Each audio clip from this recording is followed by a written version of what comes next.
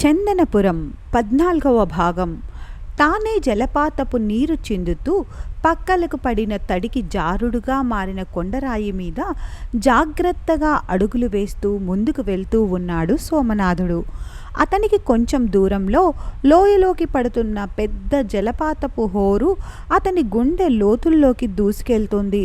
సన్నగా విడిపడిన ఒక నీటి పాయ ఉరువడితో వచ్చి సోమనాథుడి ఎదురుగా ఉన్న కొలంలో పడుతుంది.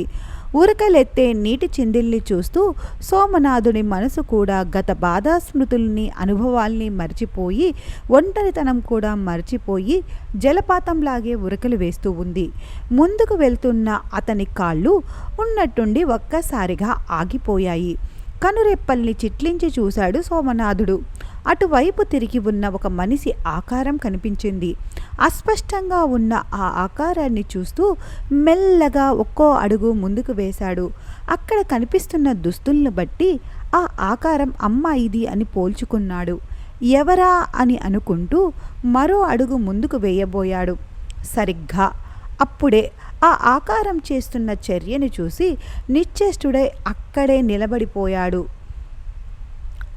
ఆ యువతి కుడి చేత్తో చీర అంచుని పట్టుకొని తన చుట్టూ తిప్పుకుంటూ ఆమె దేహాన్ని కప్పి ఉన్న చీరని విప్పివేస్తూ ఉంది.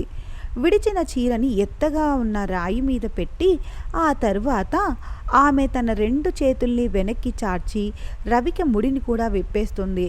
క్షణాల పాటుతో తడబడి ఆ యువతిని అలా చూసి నిశ్చేష్టుడై నిలబడిపోయాడు సోమనాథుడు. నీడలు కమ్ముతూ ఉన్న మసక చీకటిలోనూ నగ్నంగా ఉన్న ఆమె వీపు పసుపచ్చగా కనిపిస్తూ ఉంది. ఆ అమ్మాయి రవికని విడవడానికి రెండు చేతులు ఎత్తడంతో ఆమె నడుము భాగం మరీ సన్నగా మదనమోహాన్ని రేకెత్తిస్తూ ఉంది. ఆమె అలా దొంగచాటుగా చూడ్డం తప్పు అని వెనుక అడుగు వేయబోయాడు. అతని విచక్షణ హెచ్చరించింది కానీ అర్ధనగ్నంగా ఉన్న ఆమె వైపు నుండి చూపు తిప్పుకోలేకపోతూ ఉన్నాడు సోమనాథుడు. ఆమెకి సరిగ్గా 4 అడుగుల దూరంలో ఉన్నాడు సోమనాథుడు. ఆమె భుజాల మీదకు పడుతున్న జుట్టును ముడివేసుకుంటూ ఉన్నట్టుండి వెనక తిరిగి చూసింది. అంతే, ఒక్కసారిగా ఎదురుగా ఒకరికొకరు తెలుసుకొని ఉలిక్కిపడ్డారు ఇద్దరు కళ్ళ ముందు అర్ధనగ్నంగా కనిపించే సావేరిని చూసి ఒక్క క్షణం నెవ్వెరబడిన వాడిలా నిశ్చేష్టుడై నిలబడ్డాడు సోమనాథుడు. హఠాత్తుగా ఆమె కళ్ళ ముందు ప్రత్యక్షమైన సోమనాథుణ్ణి చూసేసరికి తన అర్ధనగ్నత్వాన్ని కూడా మరచి అతను ఇక్కడ కనిపించడం నిజమా కళ అన్నట్లు రెప్పలు మరింత విప్పార్పి చూస్తుంది సావేరి. సోమనాథుడు సావేరి ఒకే శిల్పాశ్రమంలో ఉంటూ ఉన్నా ఇలా ఏకాంతంలో ఇలాంటి పరిస్థితుల్లో ఎదురుపడ్డం ఇద్దరికీ కొంత కొత్తగా ఉంది. బిత్తరపోయి సావేరి ముఖంలోని ఆకర్షణకి సోమనాథుడి కళ్ళు రెప్పపడ్డం లేదు. ఇది తగదు అని బలవంతంగా అనిపిస్తూ ఉంటే వెనక్కి తిరగబోయాడు సోమనాథుడు. కానీ అతన్ని చూపులను బంధిస్తున్న దానిలా అతని కళ్ళల్లోకే చూస్తూ ఉంది సావేరి.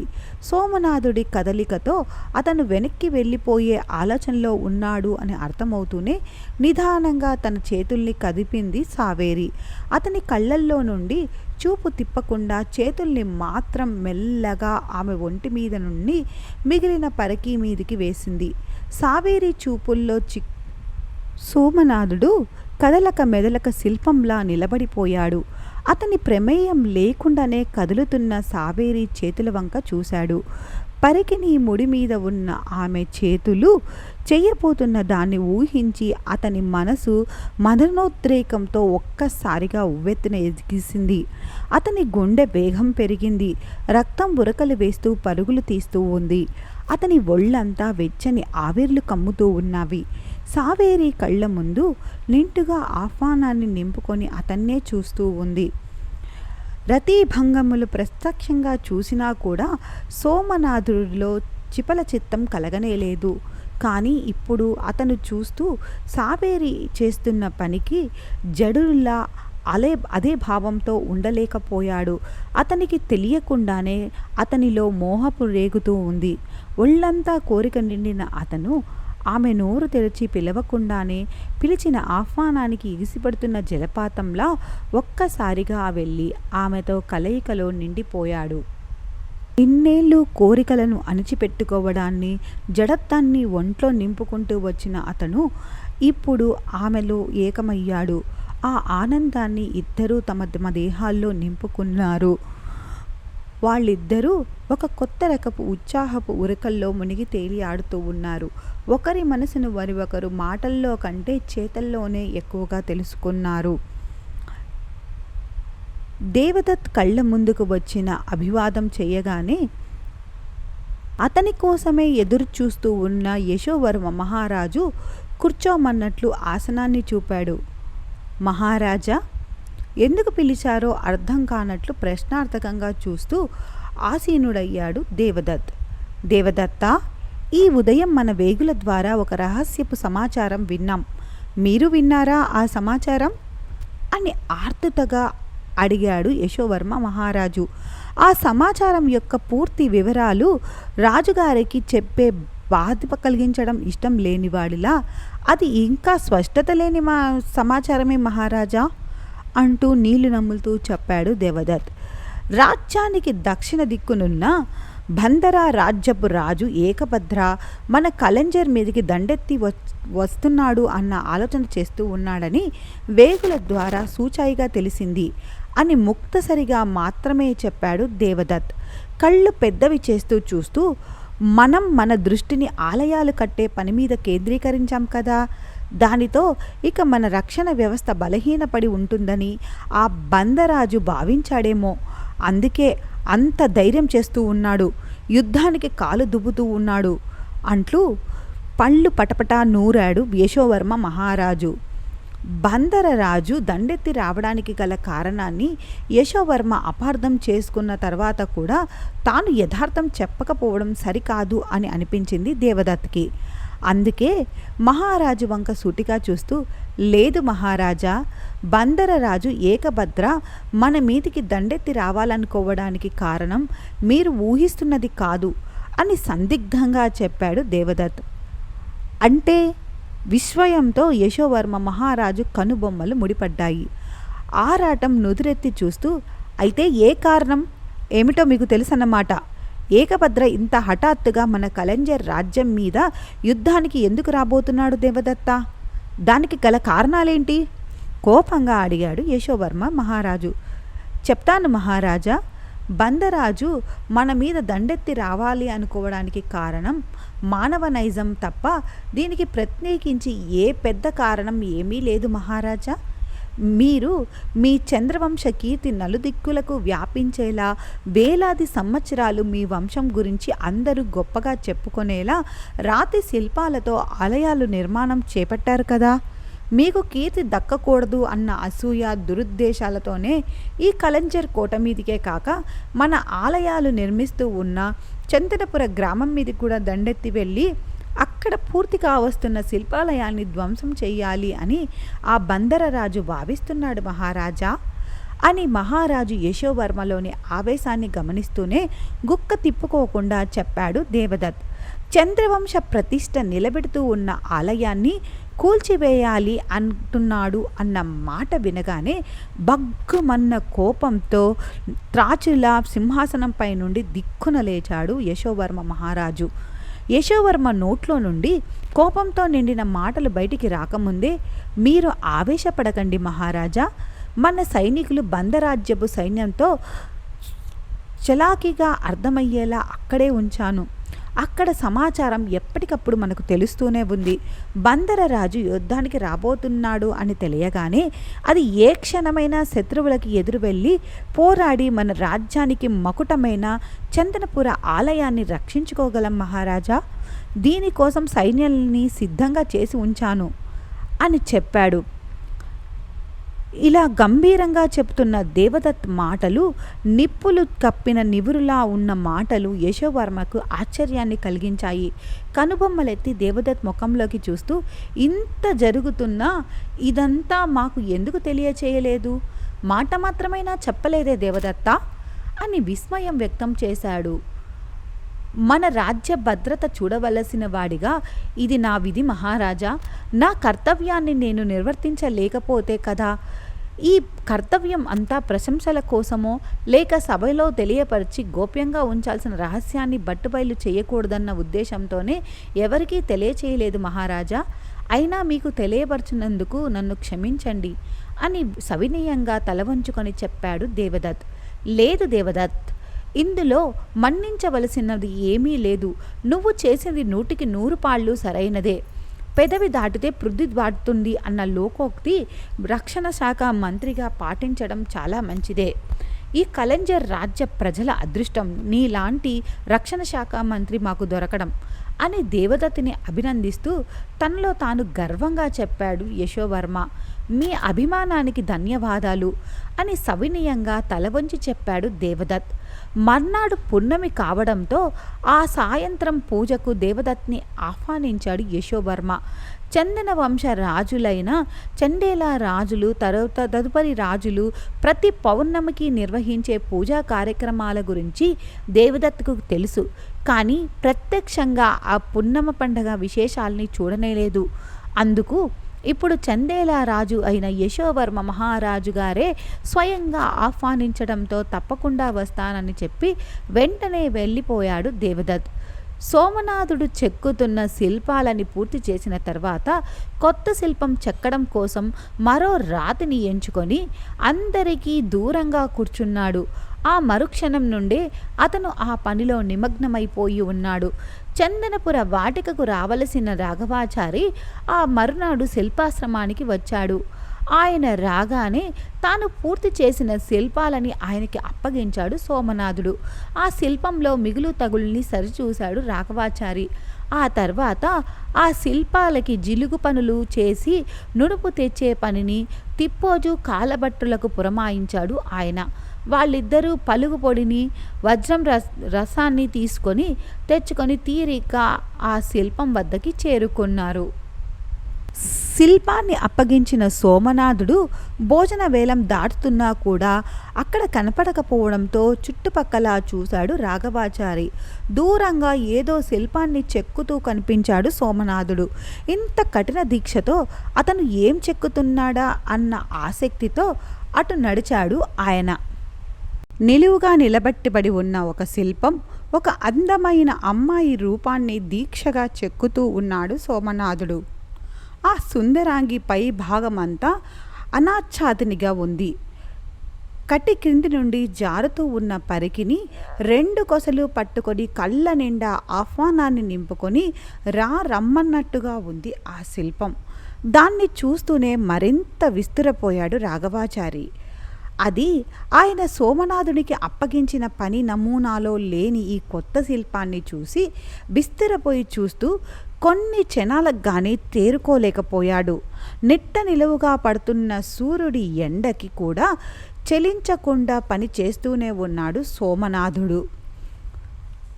అలాంటి అతని వంక చూస్తూ, సోము, చాలా సమయం అయిందిరా, రా భోజనం చేద్దాం అని మెల్లగా పిలిచాడు రాఘవాచారి. శిల్పపు చేతి భాగాన్ని ఏకాగ్రతగా చెక్కుతున్న సోమనాథుడు కనీసం తల ఎత్తి అయినా తిప్పకుండానైనా చూడకుండా, నేను వస్తాను, మీరు పదండి రాఘవాచార్య అని తన పని తాను చేసుకుంటూ పోతూ ఉన్నాడు.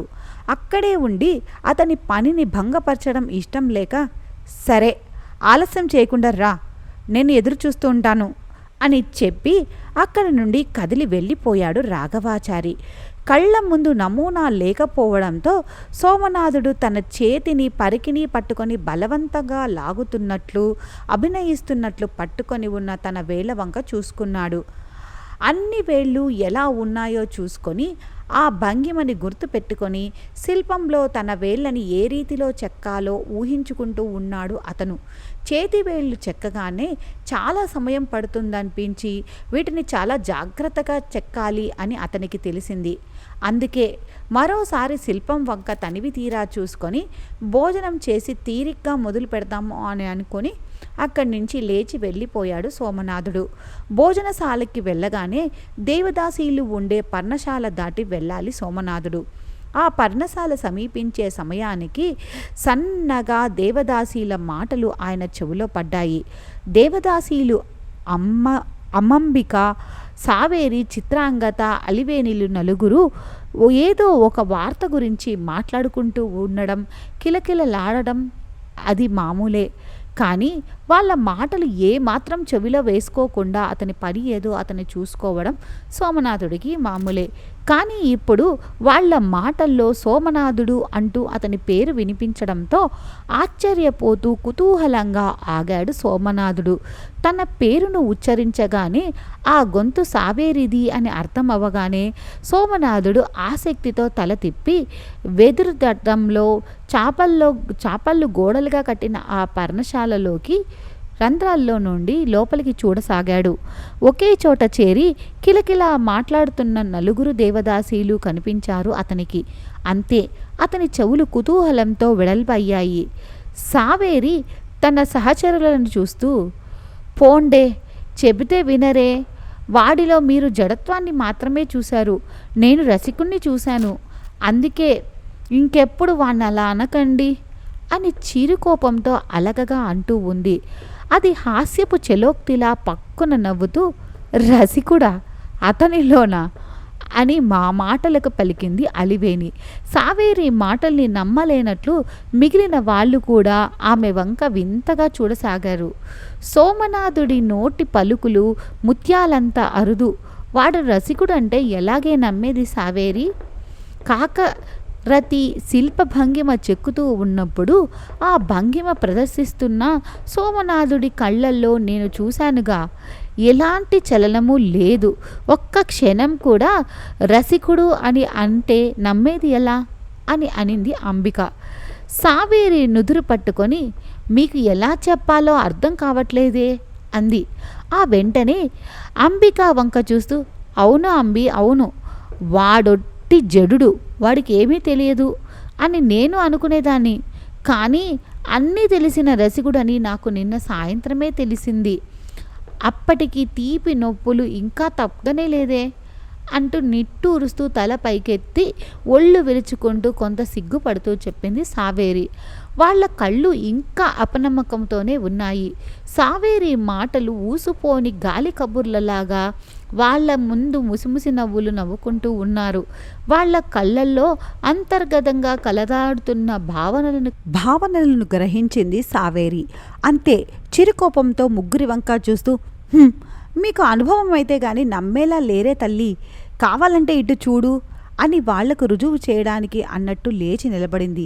ఆ వెంటనే అంబిక, అలివేణి, చిత్రాంగతల కళ్ళు సావేరి ఏం చేయబోతుందా అన్నట్లు ఆమె వంక చూశాయి. వాళ్ళ ముగ్గురితో పాటు వెదురు అల్లిక రంధ్రాల్లో నుండి సోమనాథుడు సావేరి ఏం చేస్తుందా అని తహతహలాడుతూ చూస్తూ ఉన్నాడు. సావేరి తన 2 చేతుల్ని వెనక్కి విరిచి తన రవిక ముడిని లాగింది. అంతే, ఆ మరుక్షణమే రవిక ముడి విరిగిపోయి ఆ చాటున ఉన్న పసుపు రంగు వీపు భాగం నగ్నంగా వాళ్ల కళ్ళ ముందు కళ్ళబడింది. ఆమె పచ్చని వీపు పైన ఎర్రబడిన నలుముద్రలు, మయూర పాదాలు, ఉత్పాల పత్రాలు కొట్టొచ్చినట్లు కనిపించాయి వాళ్ళకి. సోమనాథుడు అసంకల్పితంగా తన చేతుల వంక చూసుకున్నాడు. సంరక్షణ లేకుండా పొరుగ్గా పెరిగిన అతని వేలు గోళ్ళు మొనదేలి ఉన్నట్లు నిజం చెప్తున్నట్లు కనిపించాయి. మోహం కమ్మిన ఆవేశంతో తానెంత మొరటివాడినయ్యాడో నమ్మనేని వాడిలా మళ్ళు కళ్ళు చిట్లిచ్చి సావేరి వంక చూశాడు. అబ్బురపాటుతో బుగ్గన వేలేసుకున్న సావేరి నుండి చూపు తిప్పి ఆమె కళ్ళల్లోకి చూస్తూ, ఇది నిజమేనా అని ఆశ్చర్యంగా అడిగింది అంబిక. అలివేణి ఇంకా నమ్మలేని దానిలా సావేరి వీపు వైపు తిప్పుకోనట్లు ఆ గోటి ఘాట్లని పరీక్షగా చూస్తుంది. వాళ్ల నకనిక్సిక పర్యంతం చూపులకి సిగ్గుపడుతూ ఉన్నట్లు తల ఊపింది సావేరి. వీపు చూపుతున్న ఆమె నిదానంగా వాళ్ల వైపు కొంచెం పక్కకు తిరిగింది. అంతే, ఆమె ఎదపైన ఎర్రబడి ఉన్న గుర్తులు చూడగానే ఆశ్చర్యంతో కళ్ళు పెద్దవి చేసి నోటి మీద చెయ్యి వేసుకున్నారు వాళ్ళు. వాటిని చూసి చూడగానే ఆ మచ్చల నిండు తాపం కుదిరిందేమో అన్నట్లు సోమనాథుడి కాంచ కెరటంలా ఎగిసింది. అసంకల్పితంగా గడిచిన సాయంత్రపు సుఖాన్ని ఒక్కసారి మనసున గుర్తు తెచ్చుకున్నాడు అతను. ఆ మధుర జ్ఞాపకాలని తలుపుకు తెచ్చుకుంటూ నిన్నటి సాయంత్రం వాళ్ళు ఇద్దరూ అనుభవించిన అనుభవించిన సుఖానికి నిదర్శనంగా కనిపిస్తూ ఉన్న గుర్తులను చూసి సోమనాథునిలో సావేరి మీద మాటలకు అతీతమైన తీయని ప్రేమానురాగం చిగురించింది. తన దేహంలోని భావాలను ఇంతగా మన్నించిన ఆమె మీద ఎంతో అనురాగము, ఆప్యాయత, గౌరవము అతనికి కలిగింది. ఆమె ముఖంలోకి ఎంతో ప్రేమగా చూశాడు. సుఖం మిగిల్చిన తృప్తి, ఆనందాన్ని తలుచుకున్నట్లు మురిపంతో మెరిసిపోతూ ఉంది సావేరి ముఖం. ఆ అపురూపమైన భావోద్వేగాన్ని సావేరి ముఖంలో చూడగానే సోమనాథుని మనసు ఎంతో తృప్తితో నిండింది. ఆమె సిగ్గుతొంతరలు అతని సహచర్యానికి గుర్తులుగా సావేరి ముఖంలో సోమనాథుని మనసులో దృఢంగా ముద్రించుకున్నారు. ఇలా ఎలా జరిగిందే? అసలు నోరు విప్పి మాట్లాడని వాడు ఇలా ఎలా అని ఆశ్చర్యపోతూ కొంచెం తేరుకొని సావేరిని చూస్తూ ప్రశ్నలు సంధించారు చిత్రాంగత మిన్నగవాళ్ళు. వాళ్ళ జవాబు చెప్పకుండా నిన్నటి సాయంత్రాన్ని, కొలను నీటిలో స్నానాన్ని తలుచుకొని వేరే లోకంలో ఉన్నదానిలో తనలో తాను మురిసిపోతూ నవ్వుకుంటూ ఉంటూ రవిక ముడిని చుట్టూ కట్టుకుంది సావేరి. చెప్పవే, ఆ సోమనాథునికి నీకు మధ్య ఏం జరిగింది? ఇంకా అది నమ్మలేనట్లు అడిగింది అలివేణి. నిన్న తామిద్దరము జరిగిన సంఘటన ఊహించుకొని ఆ పరిణామాన్ని గుర్తు తెచ్చుకొని చిరునవ్వుతో అక్కడి నుండి ముందుకు కదిలాడు సోమనాథుడు.